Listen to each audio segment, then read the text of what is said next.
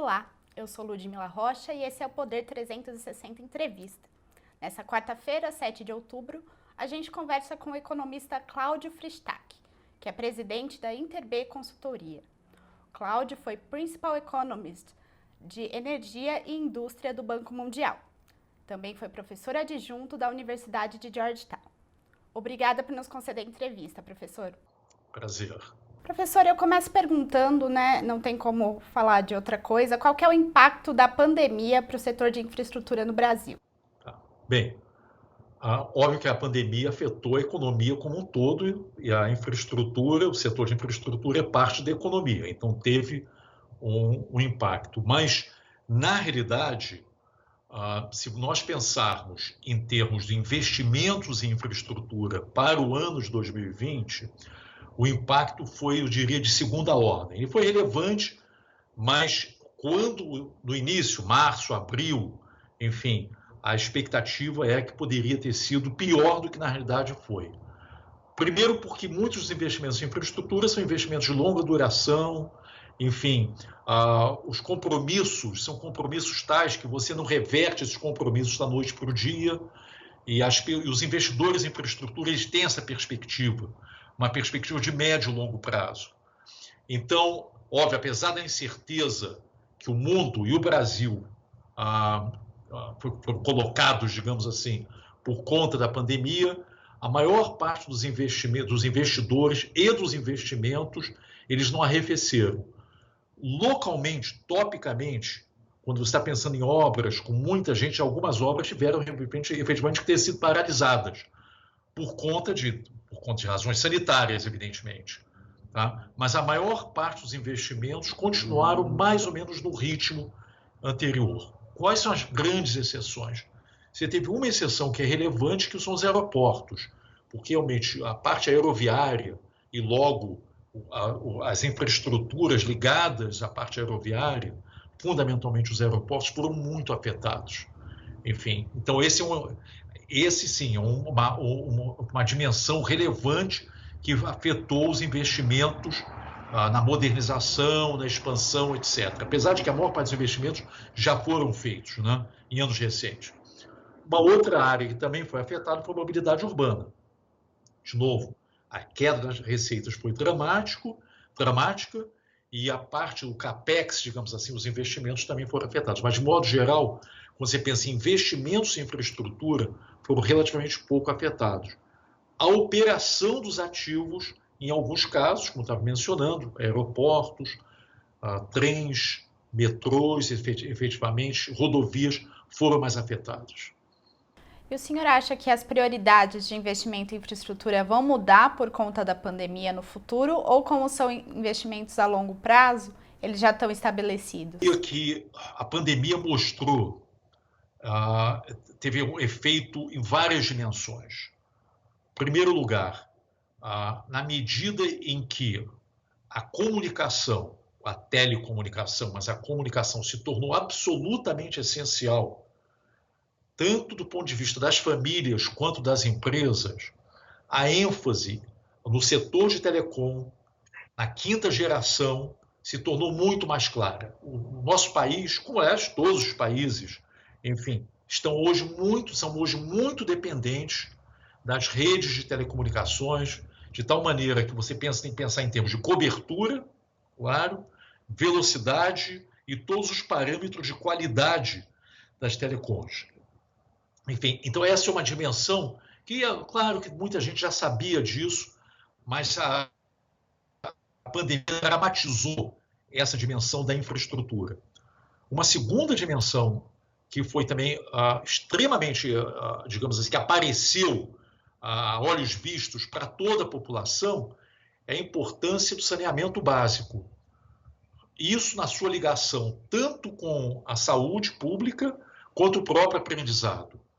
Enfim, e nesse sentido, quer dizer, nós sabemos que o nosso país é um ponto fora da curva, muito atrasado nessa área. Algumas pessoas, eu mesmo às vezes falo, bem, nós temos que sair do século XIX em saneamento básico, certamente na área de esgotamento sanitário, e a pandemia mostrou a importância de você ter uma saúde pública razoável, boa, E isso não depende apenas do SUS, não depende apenas dessa infraestrutura médico-hospitalar, depende também de uma outra dimensão que é o saneamento básico. Então, essa é uma segunda parte. Enfim, e de modo mais geral, acho que a pandemia mostrou a essencialidade da infraestrutura. Enfim, para o país funcionar, principalmente no meio de uma situação, no interior de uma situação em que enfim, todos os países foram afetados, o nosso país foi muito afetado, enfim, em que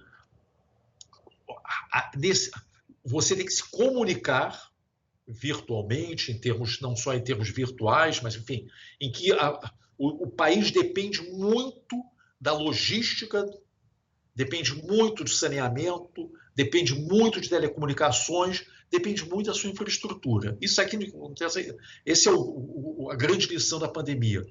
Em segundo lugar, não só sair da pandemia, mas para você obter mais produtividade, mais equidade, certas infraestruturas são essenciais. Uma delas, que a gente acabou de mencionar, é a questão do saneamento básico, mas outras também, né? E aproveitando esse gancho do saneamento básico, a gente teve aprovação aí no Congresso de um novo marco regulatório, né, para o setor. E eu queria saber se o senhor acha que essa nova legislação é suficiente, ajuda a impulsionar a infraestrutura nesse setor, ou se seriam necessárias outras iniciativas? Bem, acho que, em primeiro lugar, a aprovação do marco regulatório e sua sanção foi uma grande vitória para a população brasileira, principalmente para os sem saneamento.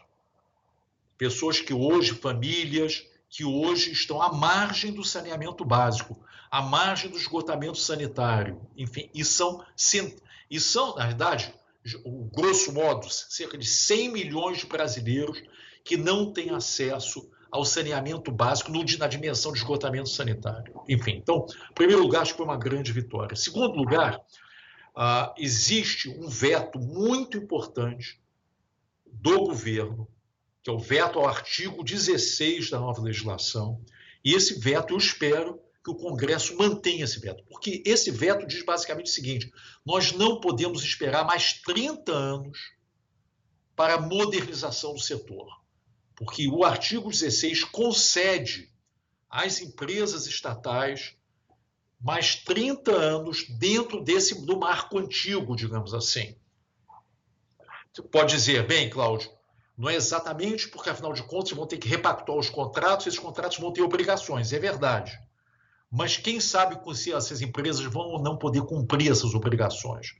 Então, o veto ao artigo 16, eu espero, o Congresso já fez um trabalho brilhante da aprovação desse marco, e eu espero que o veto ao artigo 16 se sustente. Mas, de modo mais geral, se você perguntar, foi um sucesso? Já foi um sucesso.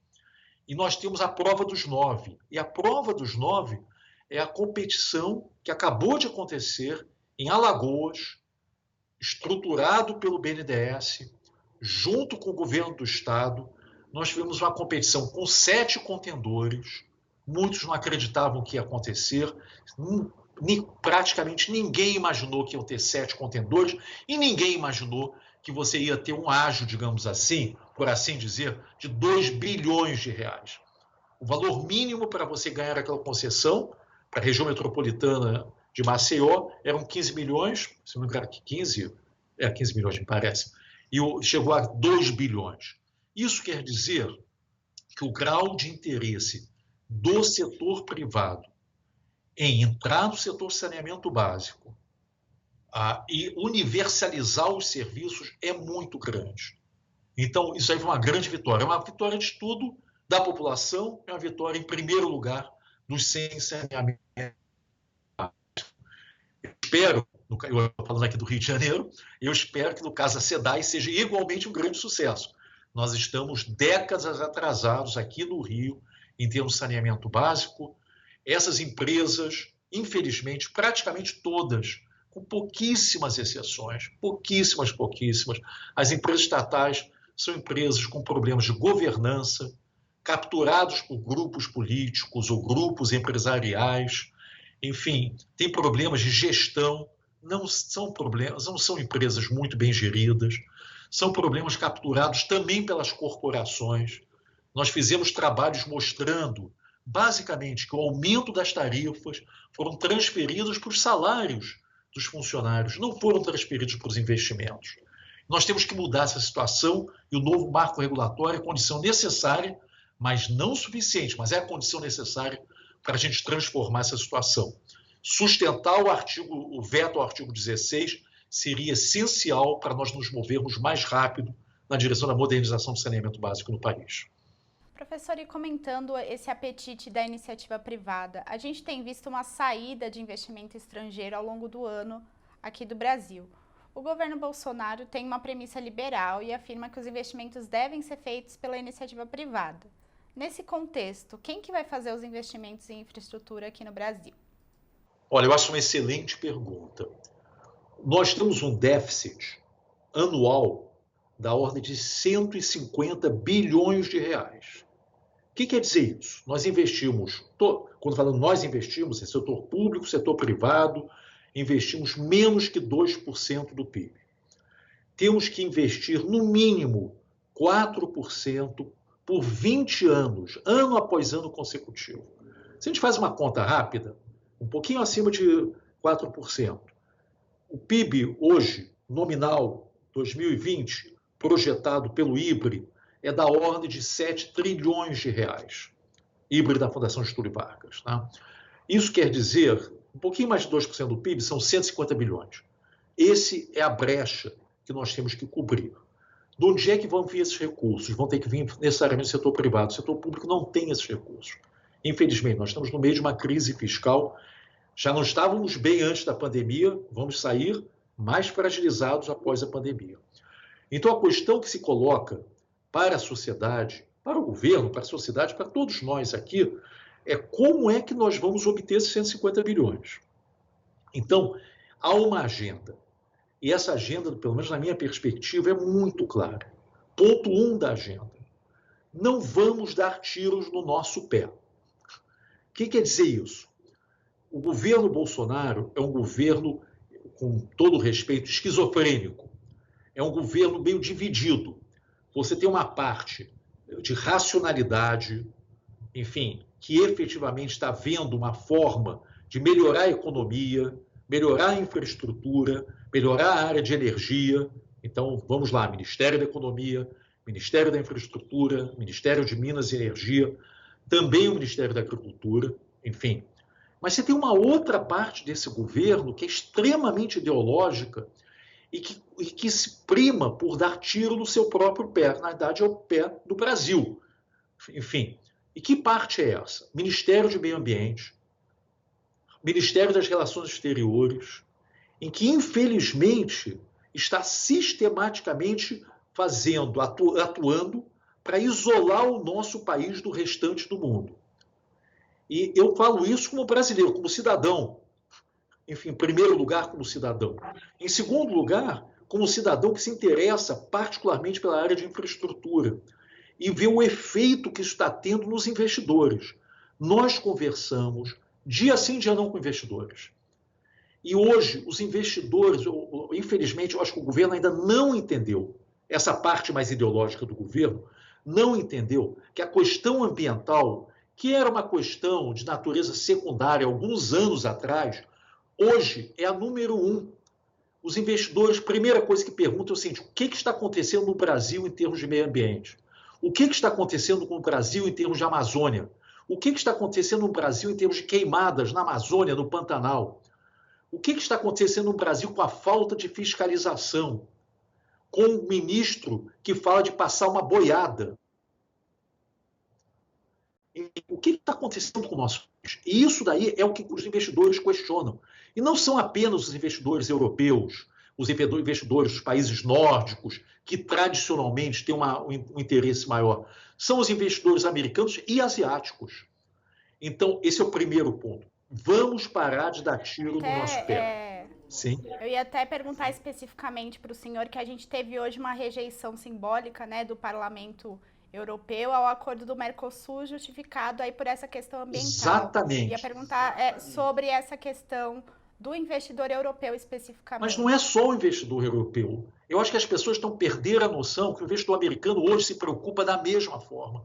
O investidor americano se preocupa da mesma forma porque os acionistas das empresas, Os stakeholders, como eles dizem, estão preocupados. As instituições internacionais estão preocupadas. Banco Mundial, o BID e outros, Banco da Ásia, enfim. Resultado, primeira prioridade da nossa agenda. Vamos parar de dar tiro no nosso pé. Nós não podemos nos isolar do resto do mundo. Na verdade, hoje nós estamos isolados. Quem nos faz companhia? A Hungria nos faz companhia. A Hungria hoje está se isolando da União Europeia. A Polônia nos faz companhia, está se isolando da União Europeia. É essa a companhia que nós precisamos? Não. Eles, pelo menos, já estão dentro da União Europeia. Enfim, então esse é o primeiro ponto. Segundo ponto, nós necessitamos de maior segurança jurídica. Nosso país, infelizmente, é caracterizado por insegurança jurídica. Como é que nós melhoramos, como é que nós reduzimos o grau de insegurança jurídica? Ponto 1. Aprovando os novos marcos legais e regulatórios. Marco de saneamento, um grande avanço. Espero, mais uma vez, que o veto não seja derrubado no Congresso. O veto do presidente não seja derrubado no Congresso. Segundo, então, primeiro lugar, apoiar esses marcos. Nós temos o marco do saneamento, o marco do gás natural, que é fundamental. Ele foi aprovado de forma brilhante pela Câmara, ele não deve sofrer, espero que não sofra, modificação do Senado. O marco ferroviário, que hoje está no Senado ainda, sendo reforçado, espero que seja aprovado e bem aprovado, podemos discutir sobre isso. Você tem hoje um conjunto de marcos que dão maior segurança jurídica. Isso é suficiente? Não. É necessário, mas não o suficiente.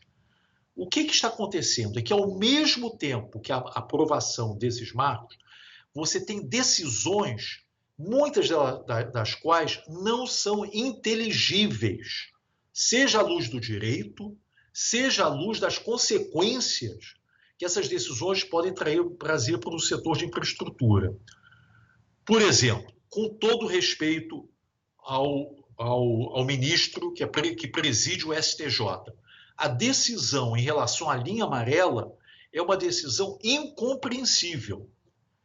Basicamente, você está rasgando o contrato, ratificando uma encampação que nunca mais se falou em encampação no país. E as pessoas, eu espero que isso aí seja revertido dia 21, no plenário. Enfim, mas por que isso é importante? É que o sistema judiciário são vasos comunicantes.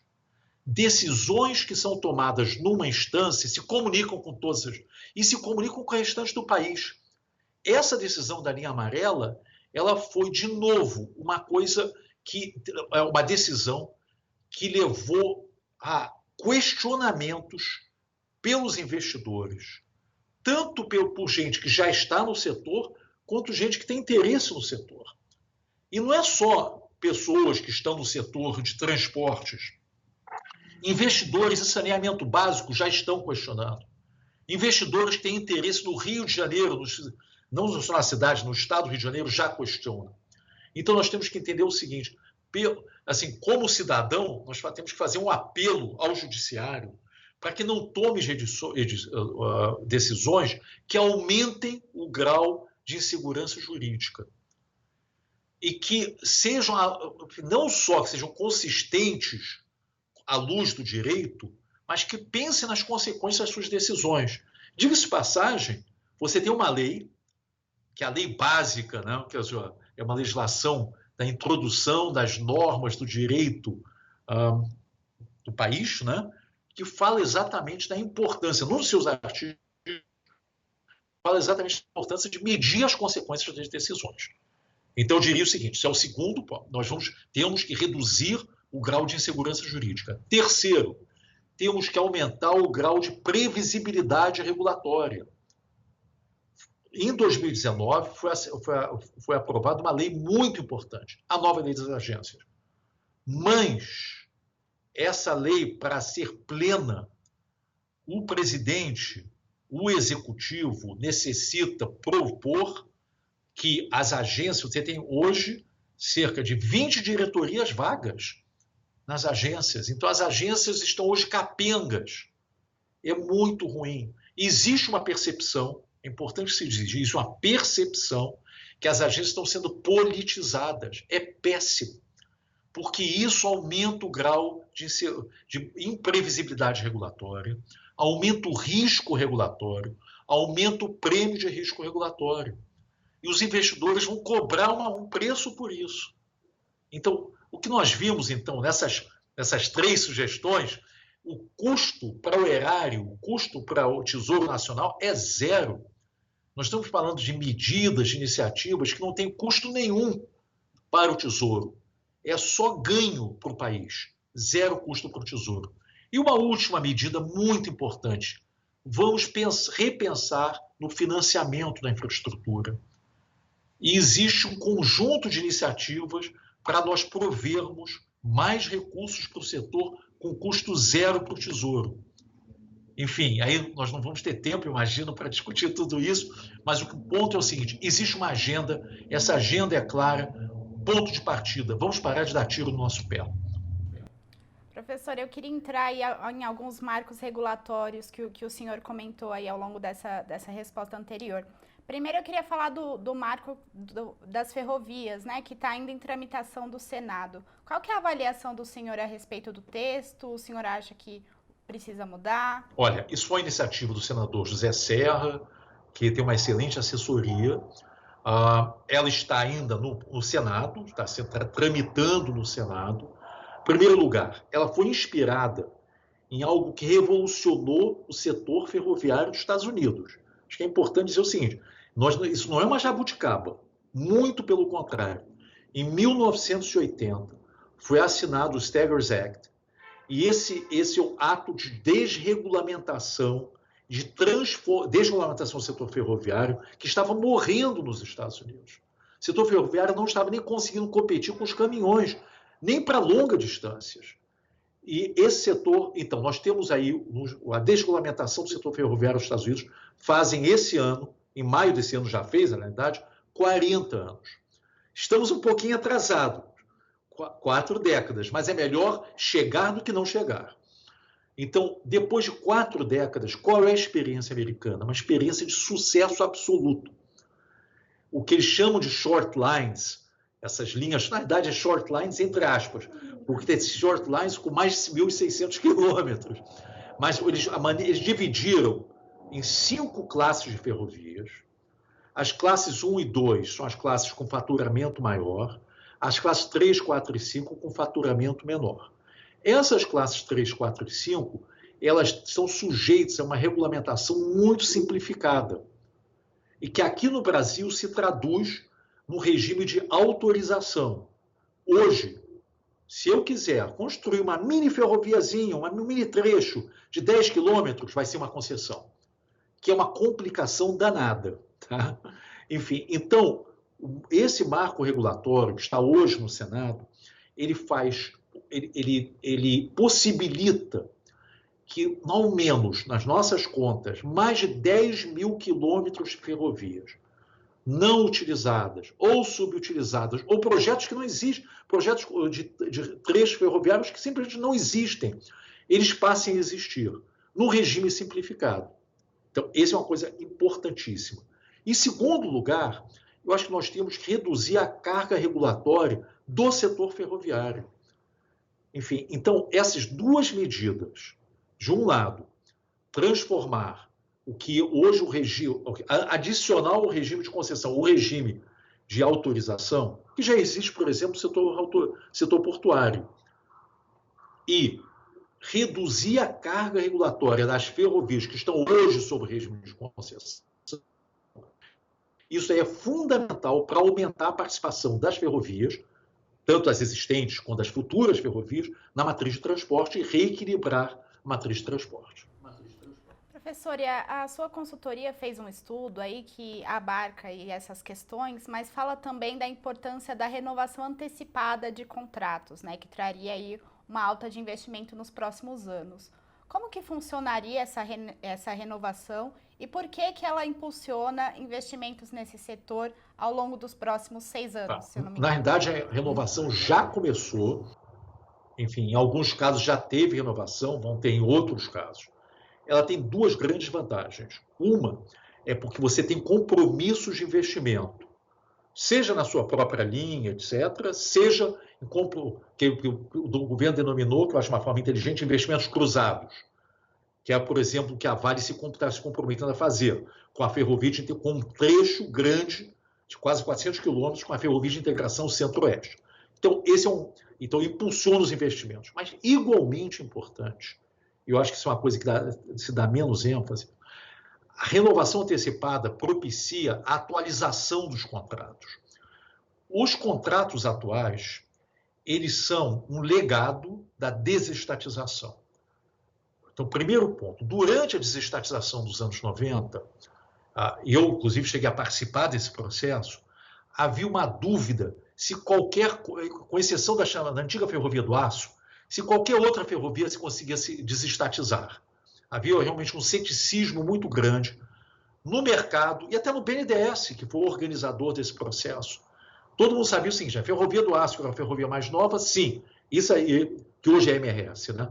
Podia se desestatizar. Mas as demais, na realidade, para surpresa do mercado, do próprio BNDES até certo ponto, falando há muitos anos atrás, se desestatizou a totalidade da rede ferroviária Federal SA, RFSA, que foi extinta e passou a ser iniciativa privada. A desestatização foi um sucesso.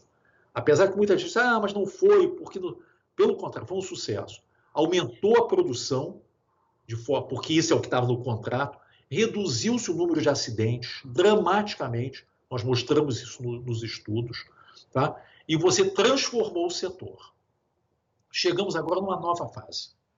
É uma fase que você tem que atualizar, você tem que ampliar os investimentos, sim, e você tem que atualizar os contratos. E a atualização dos contratos se dá no sentido de aumentar a competição intra e intermodal, facilitar a conexão dos modais e você, na realidade, ter contratos mais modernos. O que está faltando?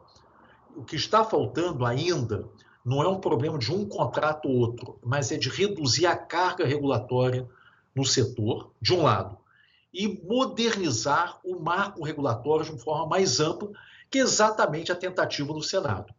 Então, o que nós gostaríamos? Eu estou falando eu como cidadão, eu gostaria que esse novo marco regulatório do Senado ele avançasse a passos mais rápidos, eventualmente chegasse na Câmara, ele está sendo, eu diria o seguinte, aprimorado. O governo e os senadores entenderam que isso é uma oportunidade, tal qual foi feito em saneamento básico, de você ter realmente um novo marco, um marco transformador. E eu acho que o exemplo dos Estados Unidos é um exemplo, eu diria o seguinte, que inspira, porque o setor ferroviário dos Estados Unidos, gostaria de reenfatizar, foi salvo pelo Staggers Act de 1980. Ele estava no caminho do sucateamento. Ele hoje tem, por exemplo, mais de 600 empresas que eles chamam de short lines, ou seja, empresas que são muito eficientes, operadas por poucos. Eu cheguei a conhecer uma empresa que era operada por uma família, uma ferrovia operada por uma família. Enfim, e eventualmente alguma coisa se subcontratava. E, consequentemente, muito eficiente, conseguindo competir com o quê? Com a parte rodoviária, com caminhão, etc., que é difícil de competir, é um setor muito eficiente aqui no país também, né? E lá, certamente. Professor, e um outro marco regulatório que o senhor comentou anteriormente é a respeito da lei do gás. A gente está observando, acompanhando aí a tramitação, foi aprovada na Câmara, está agora no Senado, e há uma discussão muito forte sobre a necessidade de incentivar a demanda por meio desse projeto de lei. Afirma-se que promovendo leilões de usinas flexíveis em regiões específicas, isso traria e impulsionaria a construção de gasodutos no país. Qual que é a visão do senhor sobre essa discussão? Olha, o senhor acha que o projeto de lei como está deve ser aprovado como está, ou essa discussão da demanda é bem-vinda no projeto? Olha, eu tenho uma visão um pouco diferente disso, tá? Eu acho que isso é uma distorção, uma visão distorcida dessa história que você precisa do Brasduto. Enfim, Brasduto para mim é um absurdo. O que é o Brasduto? É você pegar recursos de educação e saúde do pré-sal para financiar gasodutos no país. Faz zero sentido. Gasoduto É um setor que você tem muito interesse pelo setor privado, com zero dinheiro do governo. E muito menos dinheiro de educação e saúde do pré-sal, pelo amor de Deus. Enfim, o gasoduto é um ativo interessante. O que está faltando nisso daí, que a lei, nova legislação provê? Vamos sair do regime de concessão, que você não teve um gasoduto, 1 quilômetro de gasoduto construído no regime de concessão, e vamos para o regime de autorização. Esse é o primeiro ponto. Segundo ponto, criar demanda, gerar demanda para o gás, você vai gerar demanda com redução de preço. Você não gera demanda criando artificialmente, colocando uma térmica aqui, outra térmica ali.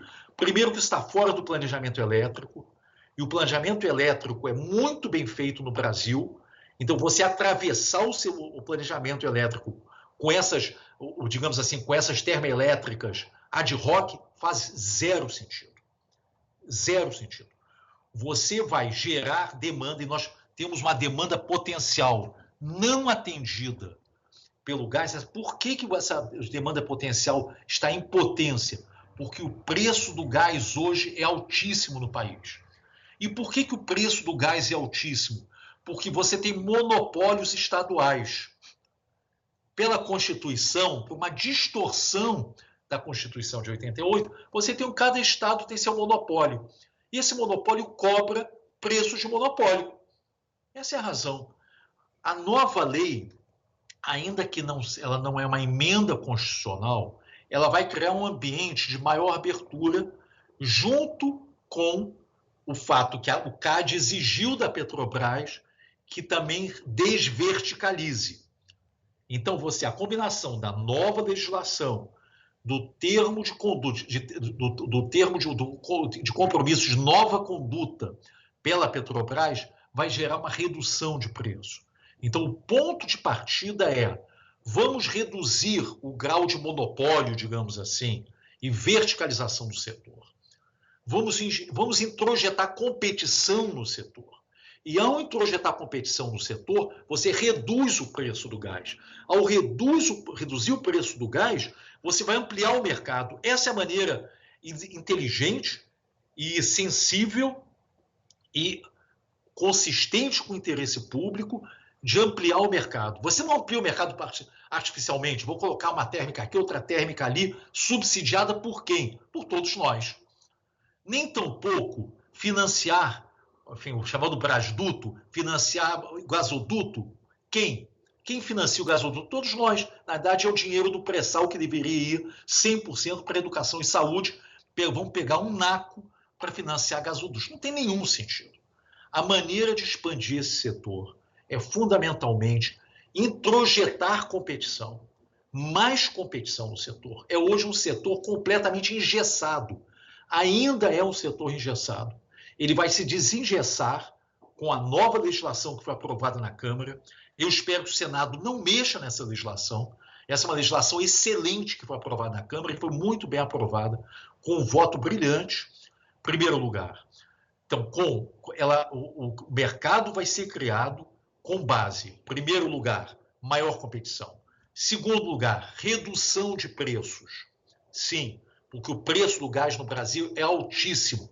E não é só o preço do gás que a indústria consome, não. É o preço do GLP. A maior parte da população consome gás de botijão. Não tem acesso a gás encanado. E esse gás de botijão é um preço altíssimo, também pela falta de competição. Então, a legislação é importante, não é só para aumentar a competitividade da indústria, do comércio, dos serviços. Ela é fundamental para melhorar o bem-estar da família, das famílias no país. Que nós fizemos um cálculo que mostra que a redução potencial de preços no GLP é igual a uma Bolsa Família. Você tem uma ideia. Enfim, então o que nós precisamos? Aumentar a competição, reduzir o preço, não só do gás natural que vai para a indústria, etc., mas também do gás em botijão. Aí sim, com a redução de preço, você amplia o mercado e você tem aí sim, você pode dizer, uma espiral virtuosa. Maior mercado, menor preço, maior mercado e menor preço. Essa é a experiência da Europa, essa é a experiência da Ásia, isso é a experiência dos Estados Unidos, isso deve ser a nossa experiência.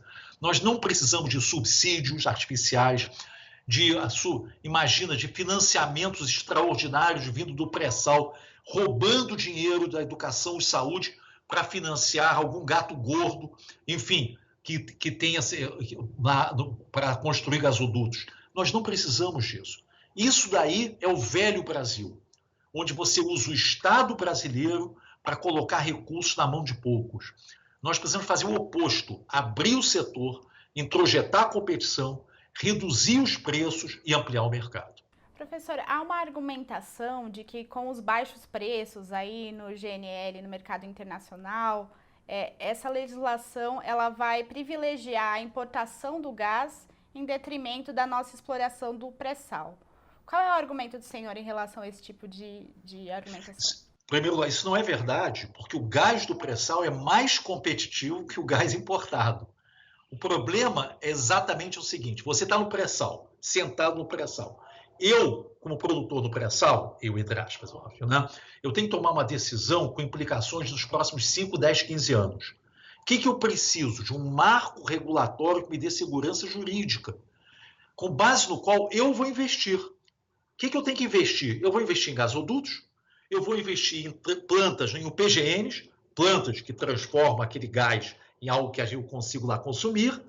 Enfim, então, eu acho que esse é um argumento falso. O gás do pré-sal é extremamente competitivo. O que acontece hoje com o gás do pré-sal? A maior parte é reinjetado, porque não tem esse mercado. E por que não tem esse mercado? Porque o mercado hoje está engessado. Nós temos que abrir esse mercado e dar uma segurança jurídica para a abertura do mercado. Mais uma vez, nós não precisamos, não queremos, e é errado, é inconsistente com o interesse público. Subsídios, gasdutos da vida, enfim, colocar termoelétricas aqui e ali, não faz nenhum sentido. Não faz nenhum sentido do ponto de vista do setor elétrico, porque isso vai contra o planejamento do setor elétrico, que é muito bem feito no nosso país, diga-se passagem. Não faz sentido do ponto de vista das necessidades de educação e saúde no país, porque parte dos recursos do pré-sal tem que ir 100% para educação e saúde, não tem que ir 80%. E não faz sentido do ponto de vista do interesse não só da nossa indústria, do comércio e serviços, como dos consumidores de GLP, de gás de cozinha. Então, o que nós precisamos fazer? Vamos abrir o setor, vamos criar esse mercado, e aí os produtores do pré-sal, eles vão ter o interesse, que hoje você tem uma insegurança jurídica muito grande, vão ter interesse em investir. Então, nós temos que dar segurança jurídica, que é aquele segundo ponto que nós discutimos ali atrás. Tá certo, professor. Muito obrigada pela entrevista. Foi um prazer, então. Agradeço a todos. E obrigada a você que nos acompanhou até o fim. Inscreva-se no canal do Poder 360 e até a próxima.